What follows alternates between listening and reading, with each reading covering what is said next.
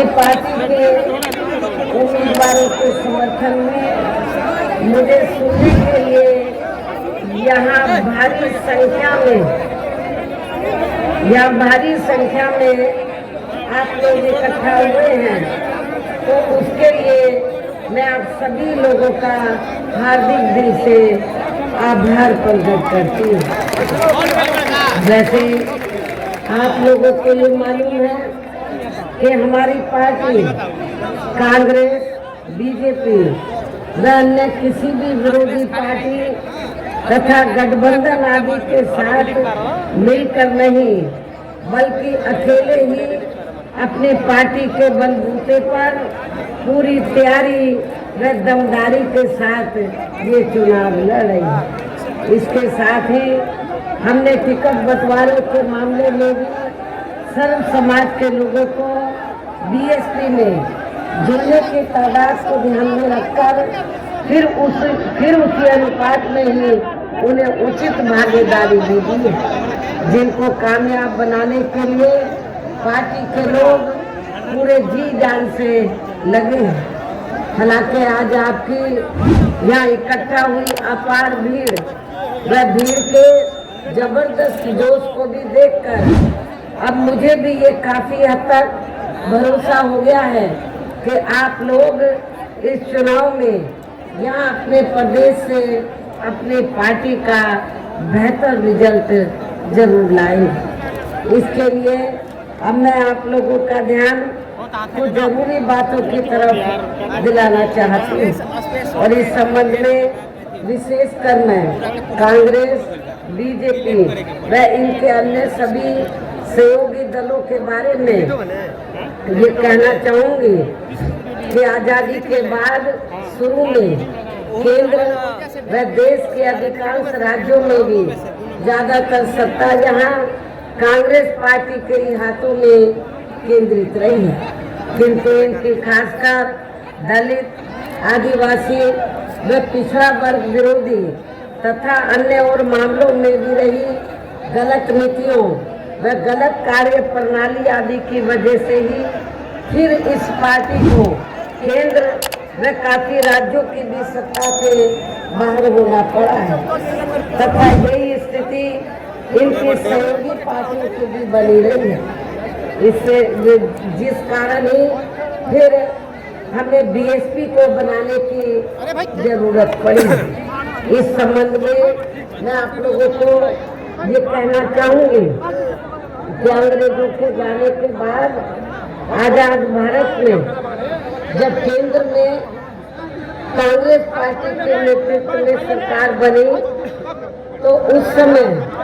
परम पूज्य बाबा साहब डॉक्टर भीमराव अम्बेडकर आजाद भारत की पहली केंद्र की सरकार में वो लॉ मिनिस्टर बने थे, कानूनी मंत्री बने थे। तो बाबा साहब डॉक्टर अम्बेडकर ने तो उस समय पंडित जवाहरलाल नेहरू एंड कंपनी के लोगों को ये कहा था कि मैंने भारतीय संविधान में एससी या एसटी वर्गों के लोगों को जो जिंदगी के हर पहलू में आगे बढ़ने के लिए जो इन्हें आरक्षण की सुविधा दी है, खासकर सरकारी नौकरियों में जो आरक्षण की सुविधा दी है, उसका पूरा लाभ इन वर्गों को नहीं मिल पा रहा है। इसलिए केंद्र की सरकार को इनको सख्त कदम उठाने चाहिए ताकि इन वर्गों को आरक्षण का पूरा लाभ मिल जाए, एससी व एसटी वर्गों के लोगों को। उस समय तक अति पिछड़े वर्गों के लोगों को आरक्षण की सुविधा प्राप्त नहीं थी। तो इसलिए बाबा साहब डॉक्टर अम्बेडकर ने उस समय कांग्रेस पार्टी की सरकार को ये कहा कि भारतीय संविधान के आर्टिकल 340 के तहत उन्होंने व्यवस्था की थी। बाबा साहब डॉक्टर अम्बेडकर ने भारतीय संविधान में आर्टिकल 340 की, तो बाबा साहब ने उस समय कांग्रेस की सरकार को ये कहा, तो उन्होंने ये कहा कि जो इस देश में एससी एसटी के अलावा जो अन्य और भी जातियां हैं जो शैक्षणिक, सामाजिक और आर्थिक क्षेत्र में पिछड़ी हुई हैं, तो बाबा साहब ने कहा कि आप उनको भी आरक्षण दीजिए SC/ST की तरह इसके लिए आप कमीशन बनाइए। लेकिन उस समय केंद्र की कांग्रेस की सरकार ने बाबा साहब की इस बात को नहीं माना, जिससे बाबा साहब डॉक्टर भीमराव अम्बेडकर बहुत दुखी हुए। और इतना ही नहीं, हिंदू कोड बिल के जरिए वो ये चाहते थे कि इस देश की महिलाओं को भी पुरुषों के बराबर का हक मिले। और भी बहुत से कारण थे जिसकी वजह से तो बाबा साहब डॉक्टर अम्बेडकर को ये लगा कि जब कांग्रेस पार्टी बाबा साहब की बात को नहीं मान रही है, संविधान के हिसाब से नहीं चल रही है, तो फिर बाबा साहब ने ये फैसला लिया कि ऐसी सरकार में लॉ मिनिस्ट्री के पद पर बैठने से कोई फायदा नहीं है। उन्होंने लॉ मिनिस्ट्री से इस्तीफा दे दिया था। और उसके बाद आप लोगों को ये मालूम है, कांग्रेस पार्टी ने अति पिछड़े वर्ग के लोगों को उन्होंने आरक्षण नहीं दिया। पहले काका कालेलकर कमीशन बना, उसकी रिपोर्ट इन्होंने रद्दी की टोकरी में डाल दी। मंडल कमीशन बना, तो उसकी जब रिपोर्ट आई तो कांग्रेस ने उसको लागू नहीं किया। लेकिन जब केंद्र में सत्ता परिवर्तन हुआ, श्री BP सिंह की सरकार बनी, तो उस समय वो देश के प्रधानमंत्री बने, तो वो चाहते थे कि BSP का भी समर्थन उनको मिलना चाहिए। हमारे कई मेंबर पार्लियामेंट के लोकसभा में, उस समय मैं भी 1989 में लोकसभा में चुनाव जीत कर आई थी, तो हमने श्री BP सिंह को ये कहा था, हमें आपसे कुछ नहीं चाहिए, ना मिनिस्ट्री चाहिए, ना कुछ चाहिए। हम आपको 2 शर्तों पर आपको बाहर से समर्थन देने के लिए तैयार हैं। एक तो परम पूज्य बाबा साहब डॉक्टर भीमराव अम्बेडकर, जिनको कांग्रेस ने भारत रत्न की उपाधि से सम्मानित नहीं किया था,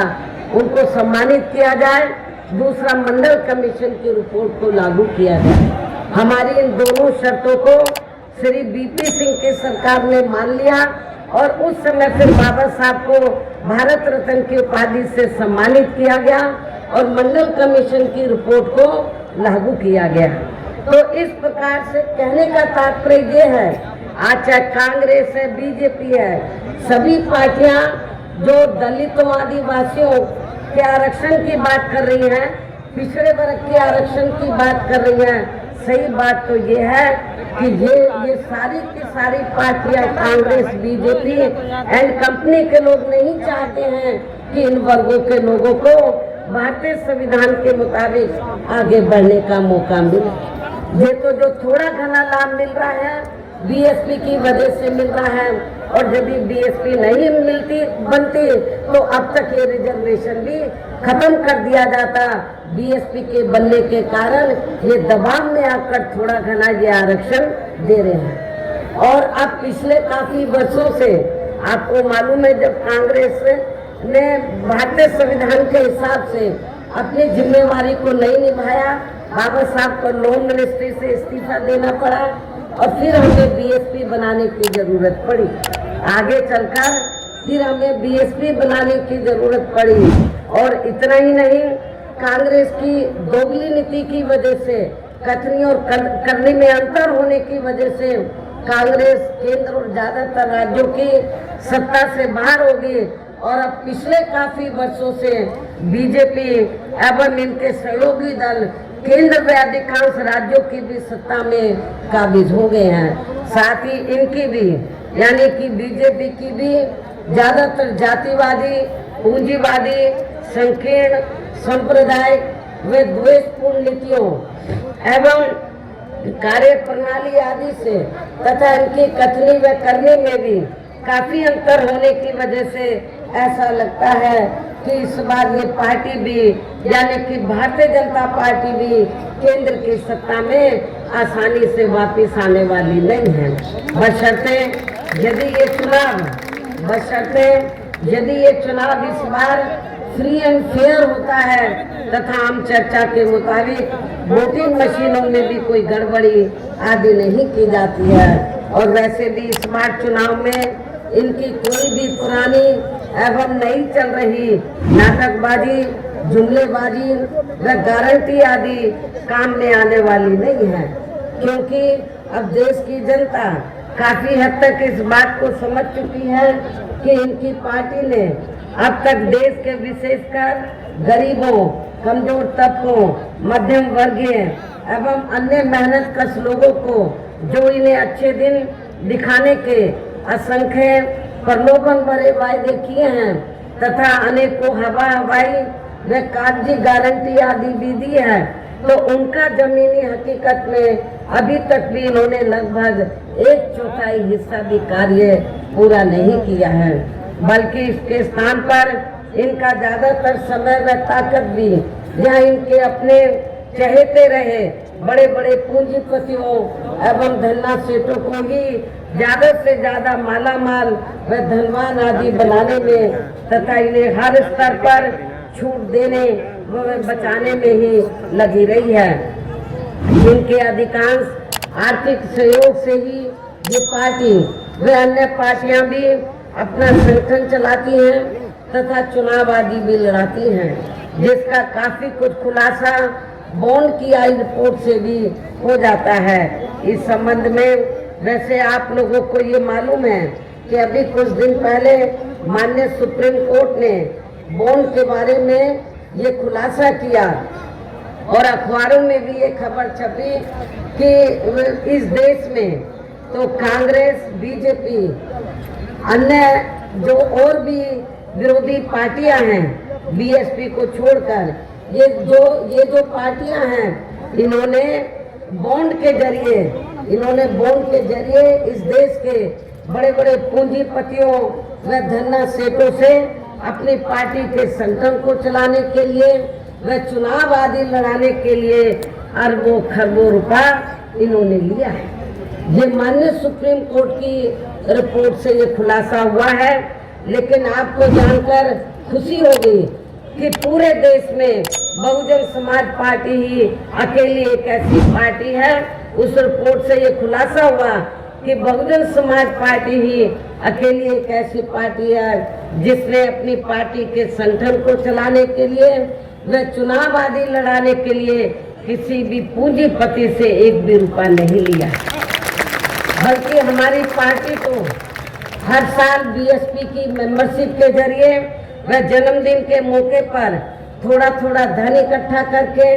चुनाव के मौके पर भी कार्यकर्ताओं से थोड़ा थोड़ा धन इकट्ठा करके हमारी पार्टी अपने संगठन को चलाती है व चुनाव आदि भी लड़ाती है। इतना ही नहीं, इसके साथ ही अब ऐसा लगता है कि कांग्रेस पार्टी की तरह ही बीजेपी ने भी केंद्र की तमाम सरकारी जांच एजेंसियों का ज्यादातर राजनीतिकरण ही कर दिया है। इसके अलावा देश के किसान वर्ग भी वर्तमान बीजेपी की सरकार में शुरू से ही अपनी विभिन्न समस्याओं को लेकर काफी ज्यादा दुखी व परेशान रहे हैं और अभी भी है। जबकि यूपी में 4 बार हमारी पार्टी की नई सरकार ने इनके हितों का भी हर स्तर पर विशेष ध्यान रखा है। जब यूपी में 4 बार बीएसपी के नेतृत्व में सरकार बनी तो हमारी पार्टी की सरकार ने किसानों को समय से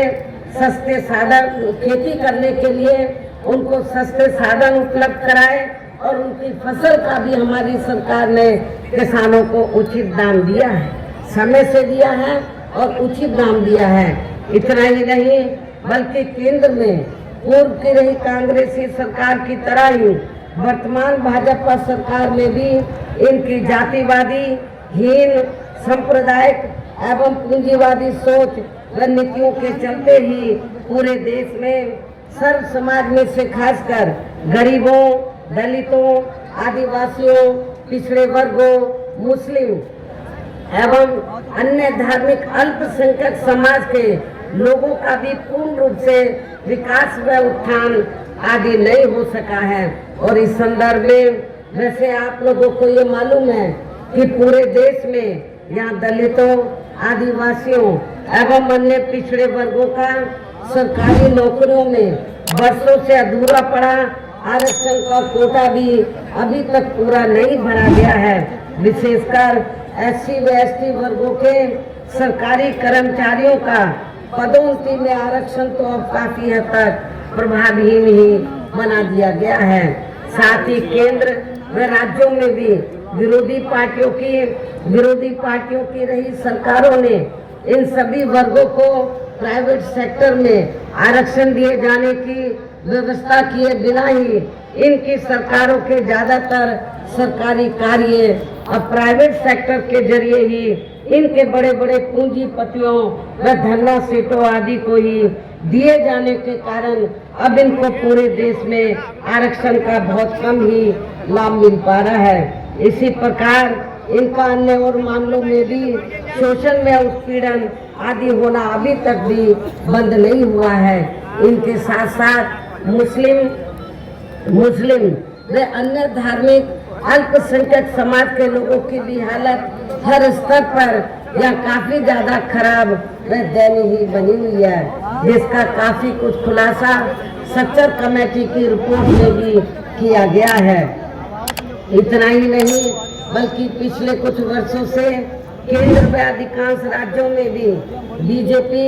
व आरएसएस की सरकारों के चलते हुए अब इनका विकास एवं उत्थान आदि होना भी काफी हद तक बंद हो गया है। आए दिन इन पर खासकर धर्म की आड़ में हो रही जुल्म जाति भी यहाँ काफी ज्यादा चरम सीमा पर पहुंच चुकी है।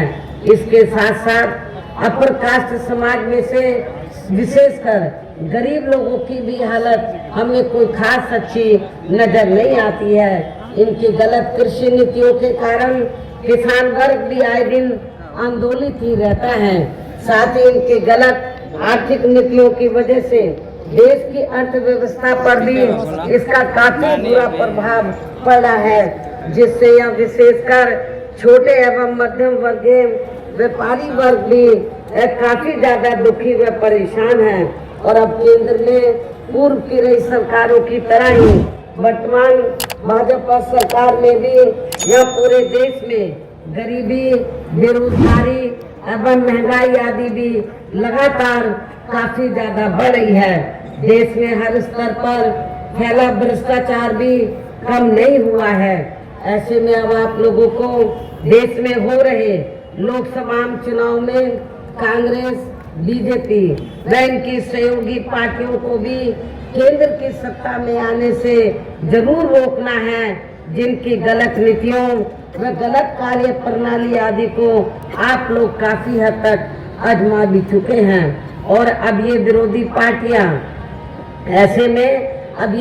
पार्टियां किस्म किस्म के साम दाम दंड भेद आदि अनेकों हथकंडे इस्तेमाल करके केंद्र की सत्ता में आने की पूरी कोशिश में लगी हैं, जिनसे अपनी पार्टी के लोगों को हर स्तर पर काफी ज्यादा सावधान रहना है। और इस मामले में विरोधी पार्टियां अपने अपने पक्ष में हवा बनाने के लिए खासकर मीडिया, ओपिनियन पोल व सर्वे आदि का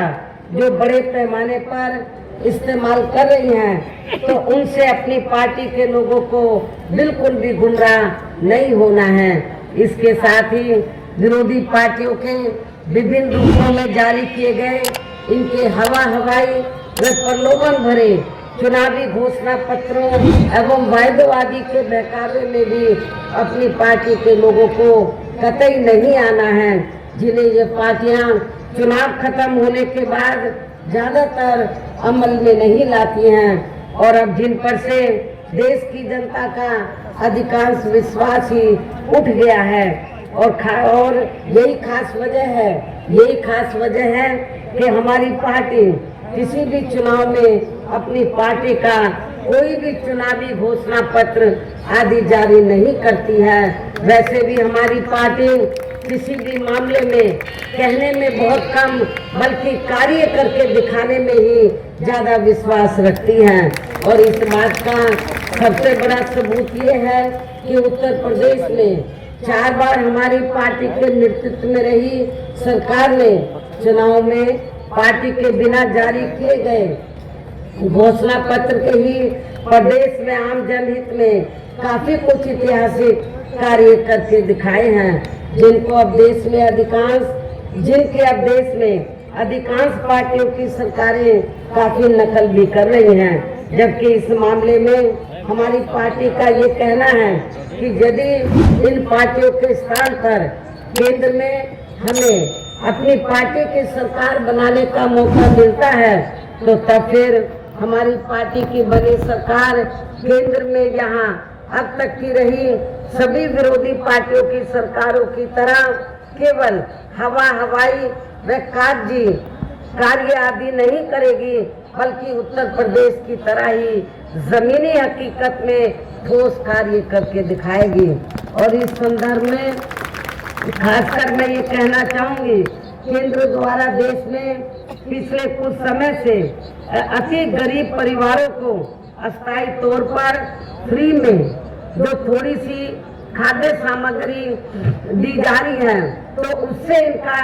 स्थायी तौर पर भला होने वाला नहीं है। आप लोगों को ये मालूम है, पिछले कुछ समय से केंद्र की सरकार जो गरीब लोग हैं तो उनको मुफ्त में राशन देकर फिर उसकी आड़ में या छोटा चुनाव हो या बड़ा चुनाव हो, उसकी आड़ में फिर वो उनसे वोट मांगती है और उनको ये कहती है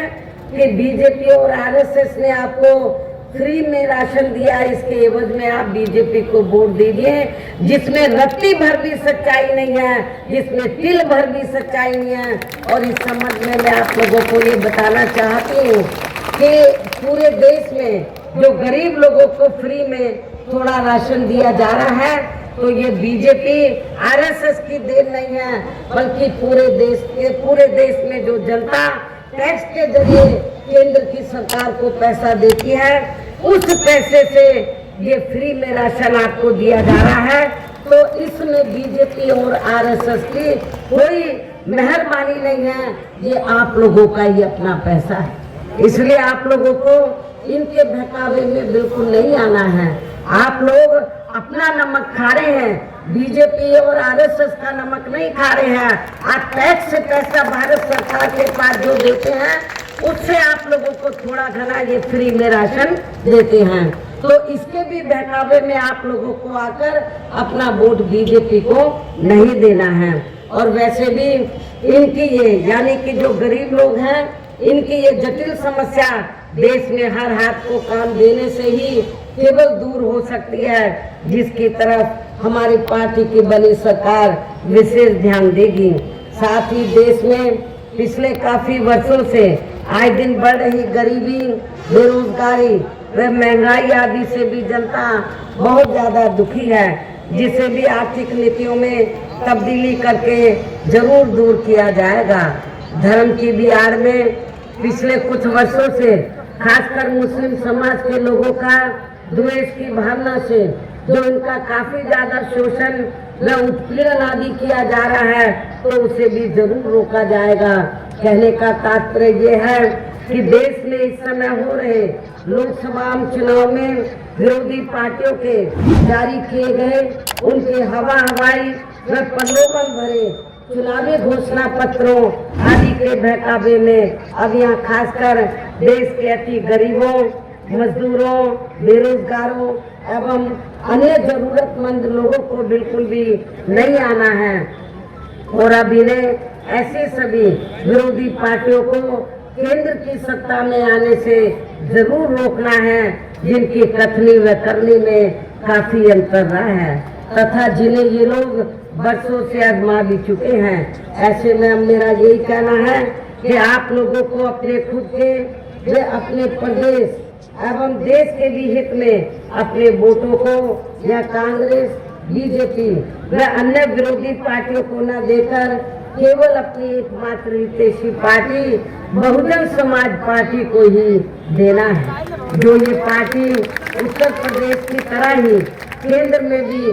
अपनी पार्टी की सरकार बनने पर फिर पूरे देश में यह अपनी पार्टी की सर्वजन हिताय व सर्वजन सुखाय की नीतियों पर आधारित सरकार चलाएगी। इसके साथ साथ केंद्र से जुड़ी आपके क्षेत्र की जो भी यहाँ स्थानीय समस्याएं होंगी, तो उन्हें भी फिर दूर करने का हर संभव पूरा प्रयास किया जाएगा। साथ ही यहाँ गरीबों, मजदूरों, बेरोजगारों कर्मचारियों, किसानों, छोटे व्यापारियों एवं अन्य मेहनतकश लोगों के हितों का भी विशेष ध्यान रखा जाएगा। सर्व समाज में से खासकर दलितों,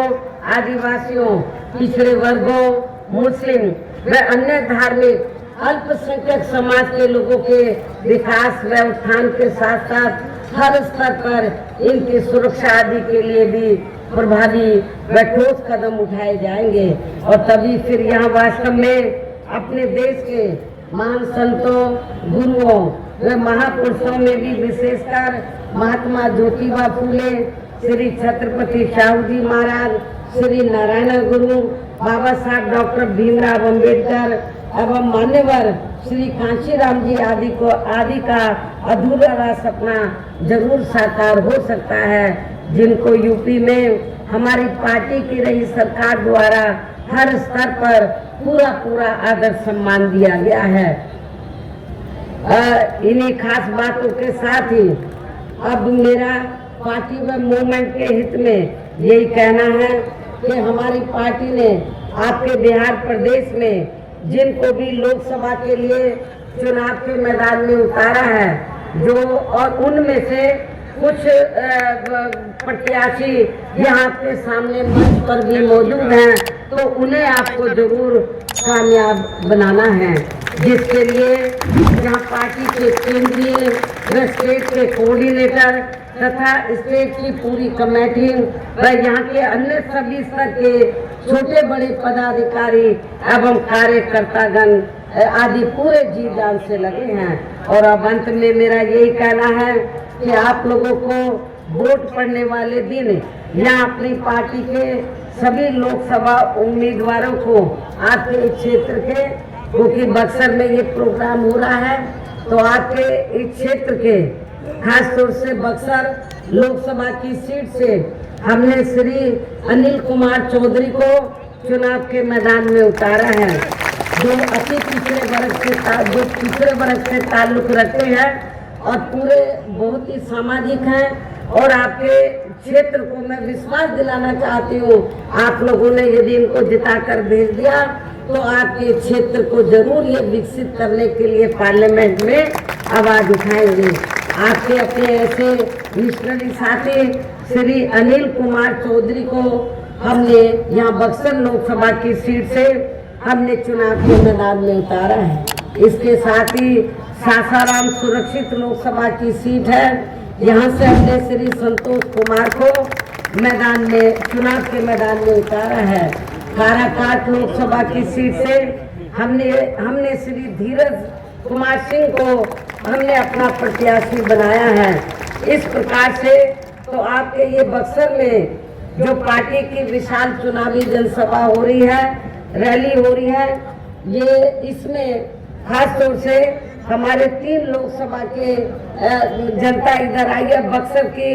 ज्यादा जनता इधर है। तो मेरी आप लोगों से पुरजोर अपील है कि आप लोग बहुजन समाज पार्टी के इन सभी प्रत्याशियों को